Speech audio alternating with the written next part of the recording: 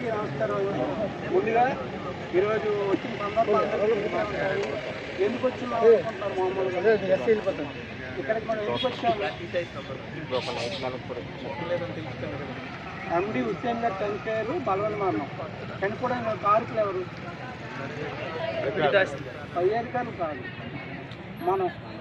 అంటే ఆ వ్యక్తికి నాకు సంఘం ఉంది, లేకపోతే నాకు జేఏసీ ఉంది, నాకు ఈ సమస్య వచ్చింది, వాళ్ళకి చెప్తే వాళ్ళు సాల్వ్ చేస్తారని నమ్మకం కలిగించకపోవడం మెయిన్.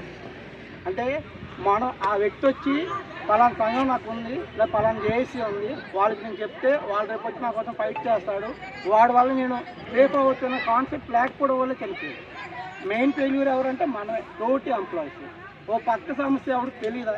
ఓ పక్క సర్వేర్ కానీ, విఆర్ఏ కానీ, విఆర్ఓ కానీ, ఇతర వారు ఎవరికైనా ఆ సమస్య ఏంటో తెలుస్తుంది, వాడు ఏ స్ట్రగల్లో ఉన్నాడో తెలుస్తుంది. కానీ మనకెందుకులే, మన విలేజ్ కంప్లీట్ అయిపోతుంది కదా, మన ఈకేవైసీ మనం చేస్తున్నాం కదా, మన వర్క్ కంప్లీట్ అయిపోతుంది కాన్సెప్ట్లో ఉండిపోతున్నాం. దానివల్లే ఇలాంటివి జరుగుతున్నాయి.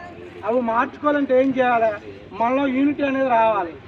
20 మందిని కాస్త ఒక దగ్గర చాలామంది, ఈరోజు ఎంతమంది విఆర్ఓలు ఉండొచ్చు ఇక్కడ ఉంటారు కదా. ఒక వ్యక్తి చనిపోయాడంటే రోడ్ యాక్సిడెంట్లో చనిపోయాడు అనుకోండి, అది కామన్ ఇష్యూ. అది గత్యంతరం బాగలేదు, వెళ్తున్నాడు, రోడ్ యాక్సిడెంట్ చనిపోయిన అమ్మాయి మనం ఏం చేస్తాము? మా అయితే గ్రూపుల్లో రిప్పన్ పెడతాము, ఒకరోజు కావాలని నిరసన ఏదో చేస్తాం, క్లోజ్. అది ఓ వ్యక్తి బలవన్ మరణం చూసే లెటర్ రాశాడు, ఎందుకు చనిపోతున్నామో రాశాడు, పేర్లు రాశాడు. పేర్లు రాసింది కూడా అందరూ చదివారు. చదవగానే అందరికీ కోపాలు వచ్చేస్తుంటాయి మన లోపల, ఏదో ఒకటి చేసేద్దాం అని. అయిపోయి 4 రోజులు అవుతాడు, మొత్తం చల్లబడిపోయినాము. అయితే ఇంకో క్వశ్చన్ మార్క్ ఏంటి? చనిపోయిన వ్యక్తి ఎలా చనిపోయాడో అందరికీ తెలుసు. రాష్ట్ర వ్యాప్తంగా కలెక్టర్ గారు వస్తారు, వచ్చి ఏదో ఆర్థిక సమస్యలు ఉండుంటాయి, ఫ్యామిలీలో కుటుంబ కలహాల వల్ల సూసైడ్ చేసుకున్నాడు. ఎవరు చెప్పినాడు మీకు? చనిపోయిన వ్యక్తి ఏమని చెప్పినాడా? లేకపోతే లెటర్ రాసిన చనిపోయిన వ్యక్తా, లేకపోతే డీటీఈలో తహసీల్దార్ రాశారా? అంటే ఎంత అవగాహన రాహిత్యం ఉంది. పై అధికారి ఏం చేయాలా? కింద అధికారి జరిగిన దాన్ని మీరు మెజిస్ట్రేట్ కాబట్టి కనుక్కోవాలా.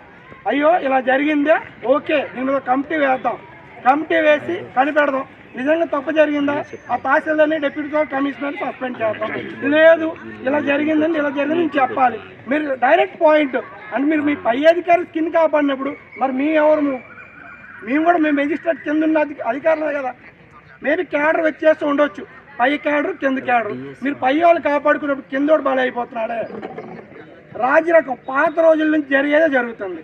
సస్పెండ్ చేస్తారు. ఎవరిని సస్పెండ్ చేస్తారు? సర్వేరు, విఆర్ఓ, లేదా వార్డోలు.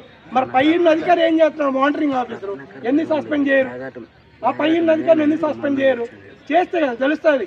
లేదు మనకి